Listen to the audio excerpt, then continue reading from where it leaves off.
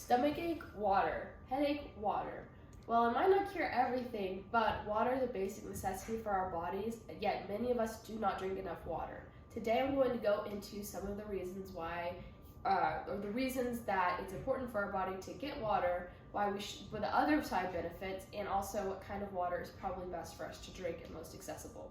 So the reason our body needs water is because 60% of our body is made up of water. And a study from Harvard shows that someone could not survive for, I believe it is a month without food, but the body can survive.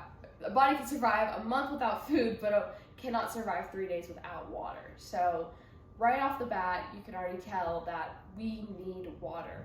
So obviously the main reason is because our organs will shut down, literally. So our organs shutting down would be caused because our cells weren't being hydrated.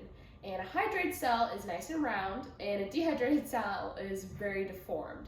And so already going off that, why like a deformed cell does not sound good. And what that kind of means is that the cell body isn't strong enough and it can't keep out toxins. And that plays a role also in the proteins and the DNA. So proteins are help to build the structure of the cell. And so when we're dehydrated, the protein isn't strong enough, and then the protein isn't being processed correctly, and that causes the cell, everything just to be thrown off, and it can't develop any structure, it can't keep anything out, and our organs start failing. And with DNA, our DNA, now I don't know, I'm a biology major, but from what I learned was that like DNA is surrounded by water molecules, and if there's no water because you're dehydrated, our DNA is not being formed properly, which also implies like human growth and development isn't going to come to play. So water is, I mean obviously I can't even keep saying that it's so crucial to our bodies because we already know that. But other benefits of water it can also help, obviously, like our internal system, like digestion, going to the bathroom, blood pressure, oxygen. It also helps with like external factors like our skin. So a lot of people have heard that if you drink your water, your skin clears up, and obviously I'm someone who stays very hydrated. I still have acne. It's not going to cure everything, but it definitely helps your body a lot and your skin. So that's one big thing that a lot of people notice. And another is sometimes with weight loss and keeping off weight, water can help you feel fuller, and also sometimes when we don't drink enough water, our body feels like it's lacking something, so you might say, oh, I'm hungry, and you'll snack a bunch.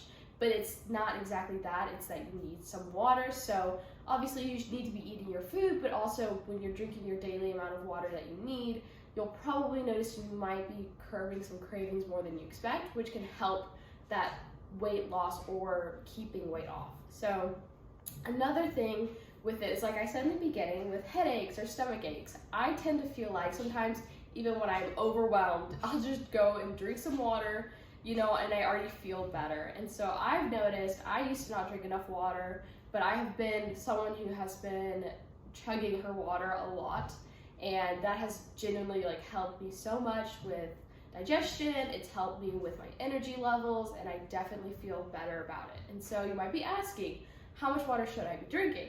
So obviously the internet will recommend 8 cups of water a day, but all of us, that would probably be like if we were doing nothing. So a lot of us are busy people. We might work out a lot, or we might just be at a job. You might be standing a lot. You might be in the sun a lot. I lifeguard over the summer, so it's definitely important for me to be hydrated, and I should be definitely drinking more than 8 cups of water. But that's a good basis to go off on and to keep track of. So that's, I would say obviously over 8 cups, but start there. That's good. And now I know a lot of people are probably wondering, well, what's the best water? I'm going to say straight off the bat, if it's a bottled water, it's not good for the environment in general, let alone it's water sitting in plastic that's probably been sitting in plastic for months and months, and maybe even can be years. Just doesn't sound good. And it's also, like I said before, not good for the environment. It's waste. It's absolute waste. It's waste to spend your money on. There's no point in buying a $7 water bottle. It's just a waste.